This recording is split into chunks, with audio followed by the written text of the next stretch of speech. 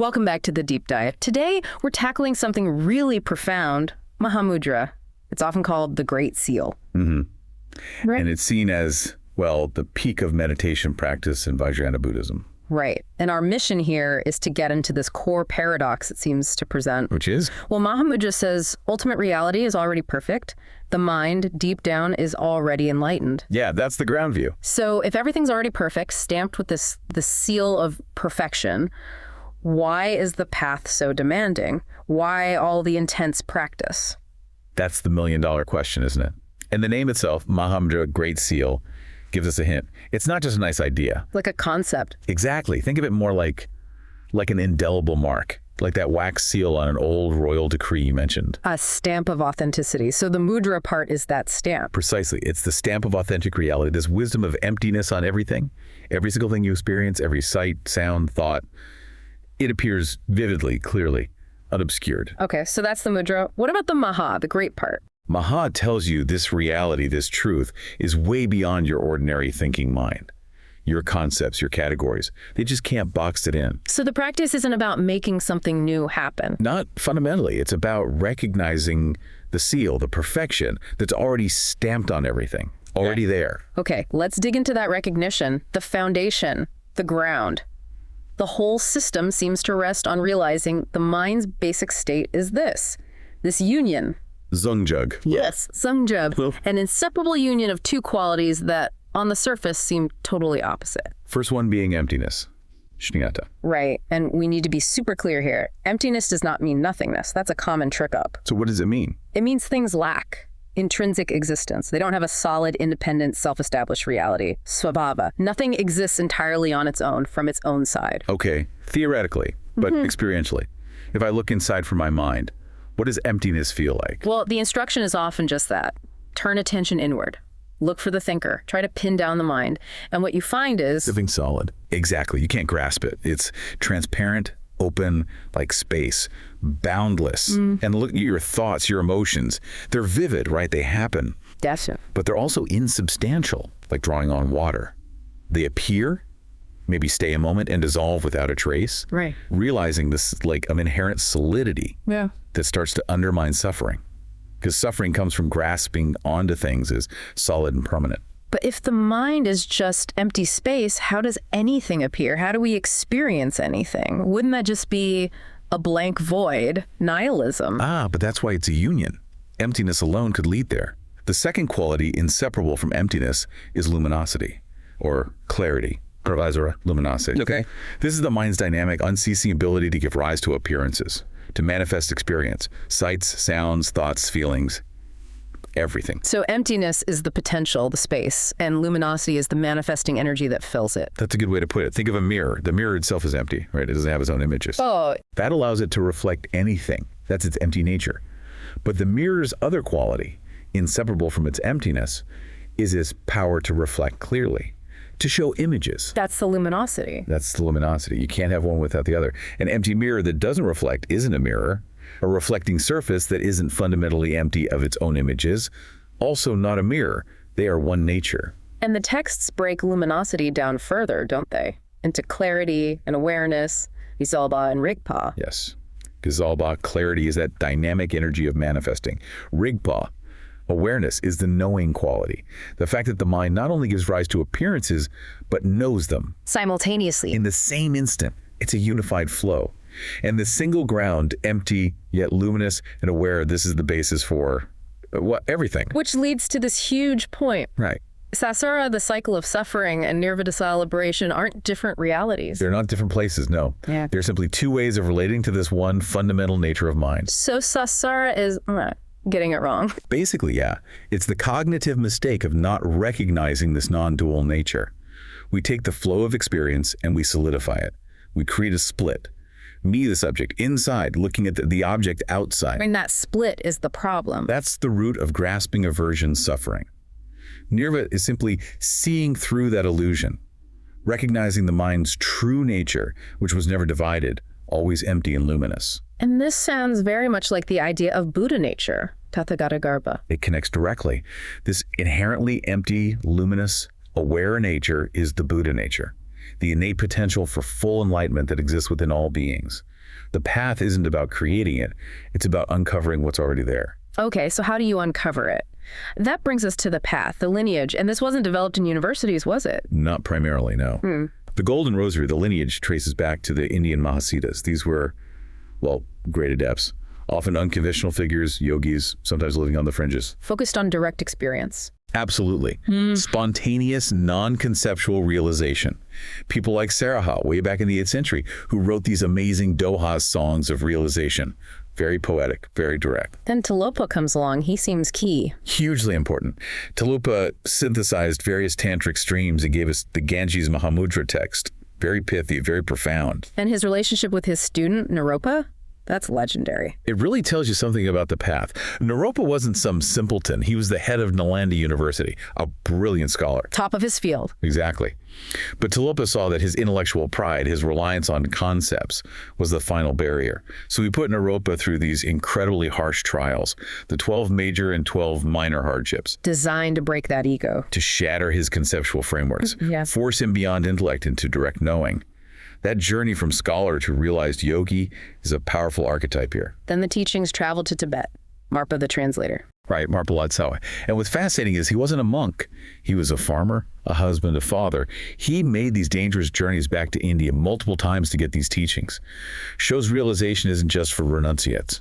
But perhaps the most famous figure, the one everyone knows, is Marpa's student Milarepa. Milarepa. His life story is... well, it's almost unbelievable. He starts out using black magic for revenge, kills 35 people. A mass murderer. Yes, and then consumed by staggering remorse. His path under Marpa was all about purification. Yeah. Years of building and then tearing down these huge stone towers on Marpa's, frankly, baffling orders. Burning off karma. Immense negative karma. And he did it, achieved full enlightenment in that one lifetime, living as an ascetic, eating mostly nettles until his skin turned green. It's the ultimate story of transformation. So that transformation from murderer to saint, what does that tell us about the importance of the preliminary practices, the Ngondro?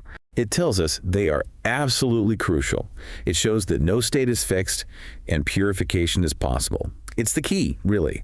The mind needs to be prepared, cleaned up, made stable. Otherwise, it's just not a qualified vessel for these profound teachings. You can't just jump into the deep end. You really can't. The groundwork starts with contemplating the 4 thoughts that turn the mind. Impermanence, karma, the reality of suffering, and the preciousness of this human life. Right. And contemplating these genuinely turns the mind away from worldly distractions towards liberation. It builds motivation, what they call renunciation. And then the actual practices, the ones you do 111,111 times. Yeah, the preliminaries.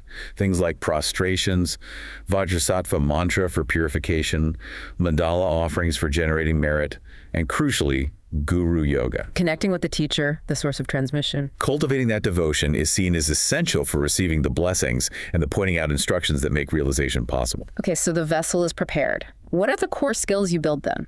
The pillars of the actual meditation. 2 main ones, samatha and vipassana. Calm, abiding, and special insight. Exactly. Samatha is about developing focus, concentration, taming that wild, distracted monkey mind. You need that stability to even begin to see clearly. It's the prerequisite for recognizing the mind's luminosity or clarity. And vipassana. That's the insight part, the analytical tool. You use that focused mind to investigate reality, the nature of self, the nature of phenomena.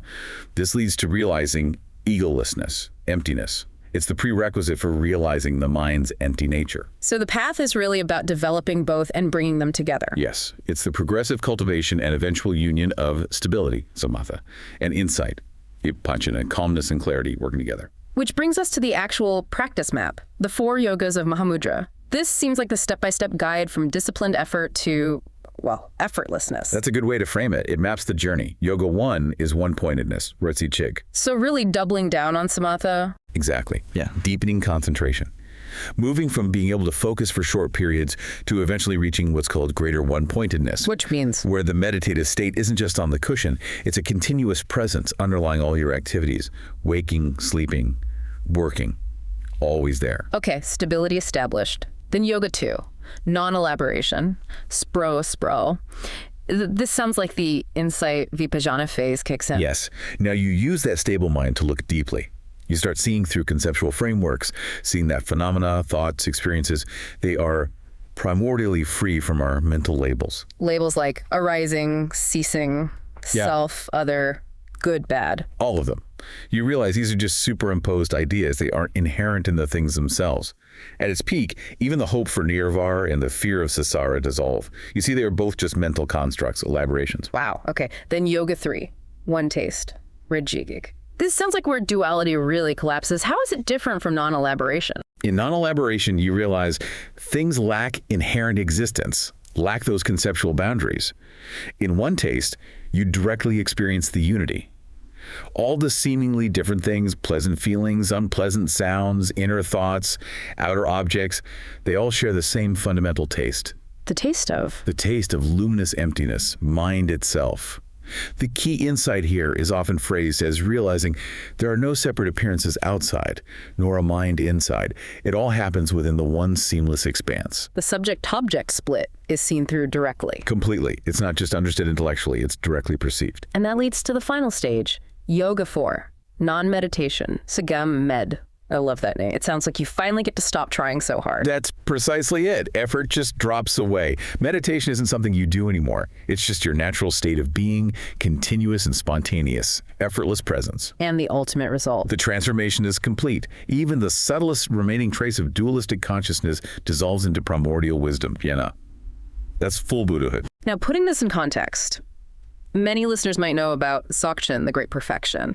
How does Mahamudra, the Great Seal, compare? They sound similar. They are very similar in their ultimate view. The endpoint, realizing the non-dual union of emptiness and luminosity, is identical. The difference is mainly in the emphasis, the methodology, the flavor. So Mahamudra's flavor is? Mahamudra often emphasizes a more progressive path. You build samatha first, then develop vipassana. There's often more emphasis on working with appearances, using the phenomenal world as the basis for realizing its empty, dreamlike nature. Mindfulness plays a big role. Whereas Dzogchen often emphasizes recognizing pure awareness, Rigpa, more directly from the beginning. Sometimes described as more of a non-gradual, relax into awareness approach. But honestly, the lines can blur, and many masters teach both. And central to both really is the role of the guru, the spiritual master. We touched on guru yoga in the preliminaries. Absolutely essential, especially for the most direct transmission method. Yeah. Pointing out instruction and go spray. That sounds intense. How does a guru point out the nature of mind? It's not like pointing at a chair. No, it's subtle. The qualified guru, understanding the disciple's mind state, uses skillful means, maybe a sudden shout, a specific question, a gesture, even just profound silence at precisely the right moment. To do what? To momentarily cut through the disciple's stream of discursive thoughts, just for an instant. Yeah. And in that gap, for the prepared student whose mind is ready, there's a direct glimpse, a recognition of the unfabricated natural state, the mind before concepts arise. So the guru doesn't give you realization? No. They create the condition, they point. But they are pointing to the Buddha nature that's already within you. The path, the practice, the purification. Yeah. That's what makes you able to recognize it when it's pointed out, and crucially, to stabilize that recognition. That makes sense. Now, fast forward to the 21st century, we see these teachings being adapted, made accessible, which is great in many ways. It is. Teachers are finding skillful ways to present steps, sometimes using more secular language. But what's the risk? What's the challenge in translating something this deep for modern life? I think the biggest risk is decontextualization. Taking the powerful meditation techniques out of the supporting framework. Like mindfulness for stress reduction, maybe? That can be part of it. If it's reduced only to that, you might miss the profound view of emptiness and luminosity. And crucially, you might skip the foundational work. The ethical conduct, the purification and gundro, the understanding of karma, and the vital relationship with a qualified teacher. Without that container, the deeper realizations might not stabilize or could even be misunderstood. So the foundation remains key. And the ultimate goal isn't just peace on the cushion, right? It has to integrate. Mingle with the path of action, as they say. That's the real test. Integration into daily life. The aim is for the realization to be spontaneous, continuous, regardless of what's happening. How does that look practically? You start using everyday moments as triggers. A phone rings, pause, reconnect with awareness. Stuck in traffic, feeling angry, recognize the emotion, rest in the space around it, don't solidify it. See the dreamlike nature even in stressful situations. The goal is to rest in the mind's natural state, no matter what. Okay, so we've covered a lot. The ground view, mind as empty and luminous, the lineage, these incredible figures like Milarepa showing the path of transformation, the practice, the four yogas leading from effort to effortlessness. And if we pull back to the biggest picture, Mahamudra offers something quite radical, especially from a Western philosophical standpoint. Yeah. It directly addresses the mind-body problem. How so? Through this deep phenomenological investigation looking directly at experience, you discover you can't find an independent thing called mind separate from experience. And you can't find independently existing objects out there separate from the perceiving mind. Only the process of experiencing itself. Exactly. Subject and object arise together, dependent on each other. The one-taste realization is the direct perception that the split we normally assume between inner mind and outer world Isn't fundamentally real. It's a cognitive habit, a conceptual overlay. Yes. It's not an inherent feature of reality. We've been making that split since beginningless time. So the solution isn't figuring out how mind and body interact across some gap. The solution is realizing the gap itself was an illusion all along. Wow. That really turns things inside out. Realizing the subject-object split isn't reality, but just how we happen to perceive. That's certainly something to ponder long after this conversation ends. Thank you for that deep dive.